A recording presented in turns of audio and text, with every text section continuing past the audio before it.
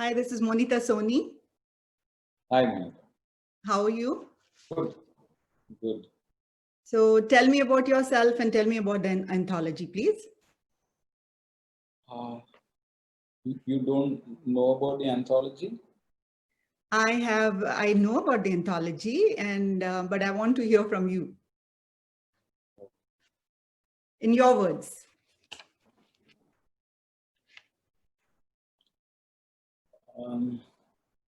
Tell me the meaning of the three words.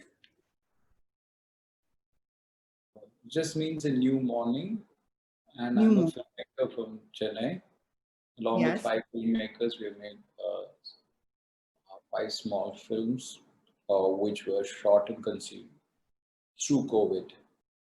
Right. So I've seen the trailer and it's fascinating, and the trailer speaks about hope and love and despair, and new morning, of course, gives us a sense of hope. So how did you come up with your story idea, your own story idea? And there are some different stories, right? So how did you come up with your own story idea? I mean, each of us, pick up some subject and look towards that. And but there was when COVID was starting, one was always looking at hearing this word that people on the front line and how doctors were getting infected and things like that. So my character is a doctor, and he has a classmate from school who's a singer, and they both used to sing at once. But now they have not met each other for years. So there's a kind of a reunion of sorts because she's down and out and she's pushing her vehicle. There's no gas, and she sees his house and comes there. His mother is basically the person who's what we call a vulnerable, uh, you know, c- section. She's older. She's got diabetes and BP, and so she has to be protected. And he's working on the front line as a doctor.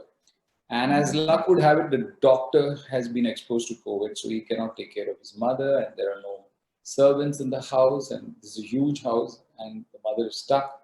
So this friend who has come in, they are forced to ask her to, stay and just take care of the mother. But as luck would have it, the friend has a serious substance abuse issue, and so what happens to people as they cope with all these things during the lockdown is what we were looking at. Yeah, that's very interesting because I'm a physician, I'm a pathologist. And when COVID hit, my daughter's a pathologist also, and she had a fever and she panicked and we had to move her from Atlanta over the weekend, and she had to sell all her belongings and then drive home. I took neighbors' help, kids went and helped her. But I was, the WhatsApp group started being activated, and I have extended family in India. And we were sharing so much information about COVID and how to protect. I have an elderly mother who's in the same situation. She's been on bed for 5 years. And so there are nurses who are coming and taking care of her around the clock. But the thing which I noticed sharing this information about COVID and how to protect yourself and fatality rate and is the group of girls I am a part of in Huntsville, Alabama, did not respond to any of my notifications, and they were wanted to be under the false umbrella of that it doesn't exist and it's going to go away. Even physicians told me, oh no, Manita, don't worry about it, it's all going to go away.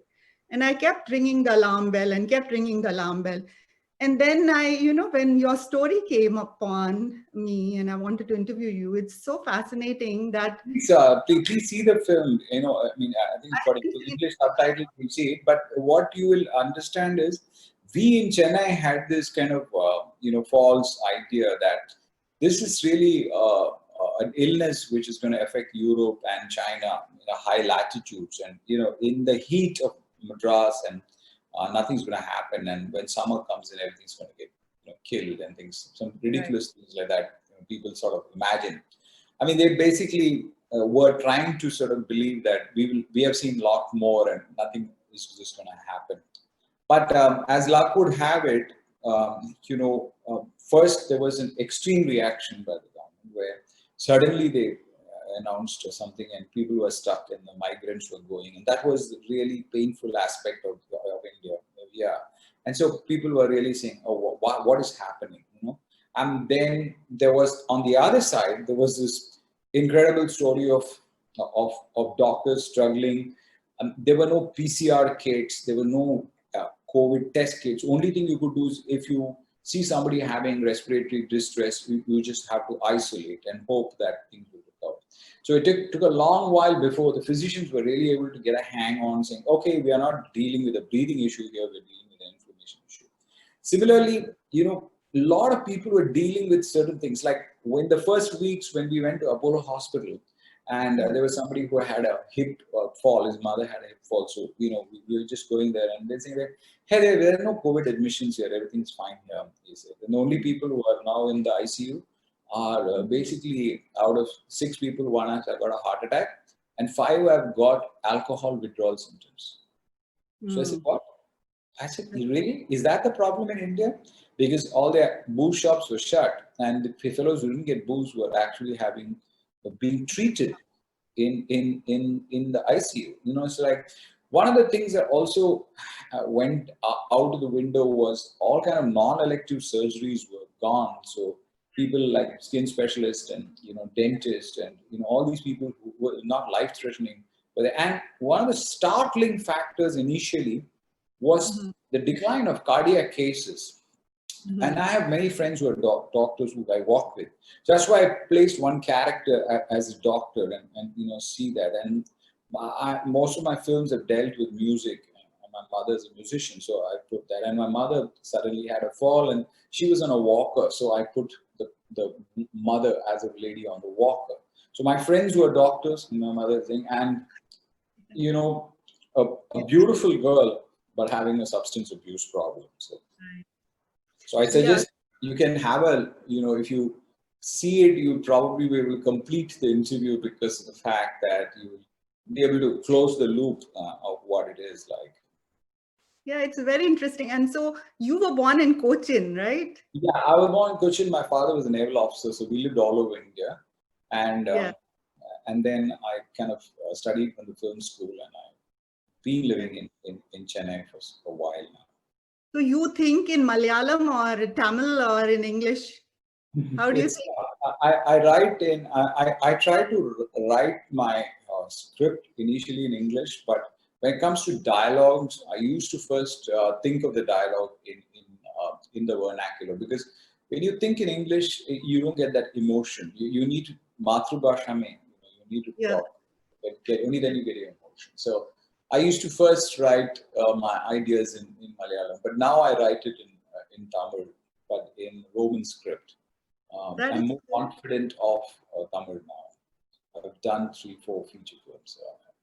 Yeah, I have watched your Guru and Bombay. I haven't watched the Tamil ones. That I have seen it. I have seen it. Can you say it for me? I was so afraid. Yeah, Kandu Kundin. Yeah, that is. It's an adaptation of Jane Austen's Sense and Sensibility. It has and it has good music in it, and of course you may have seen Sapne, which was Minsara Kanavai. Those are my directorial ventures, but I've used to shoot for Mani Ratnam and Bombay and Guru and Kadal. Yeah. I did read up on you, but there's an interesting anecdote I want to tell you. I was interviewing for my dad's pharma company, and we were in Cochin. We were 2 sisters. And I selected a candidate, and I told him, I said, you'll have to come to Bombay. So he took me by my hand and brought me to the window and showed me outside. He's like, ma'am, I can't come to Bombay. You see outside, there is rasa here, rasa. I will not get that in Bombay. So I still remember. People in Cochin are spoiled because it's probably one of the most beautiful cities, and the way the harbor is and the way the sea opens, and it's magical. But it's also very difficult to live and do business there. So people, travel to Bombay and travel to Dubai and all these places and all over America. So many medical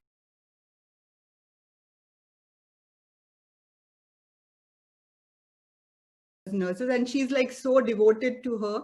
And we used to get jealous of how that woman has kept her like enchanted, you know. But she calls all of us by the same name, Bindu. My Bindu. She has Alzheimer's, so. But it's fascinating. So tell me a little bit about your creative process. Of course, you're such an accomplished director. So how do you start? You kind of take an idea and then try to create a conflict of ideas, and then see whether that translates into not something very intellectual, but something which is more relatable as a human trait. So I think that's what makes stories universal, the humanness of the conflict. You know, I mean, you can have strongly rooted characters in that milieu, but if it is not, if the story has to have, can I say, root, it must be rooted to a place in a time in this thing. But the appeal has to be universal and the conflict has to be timeless.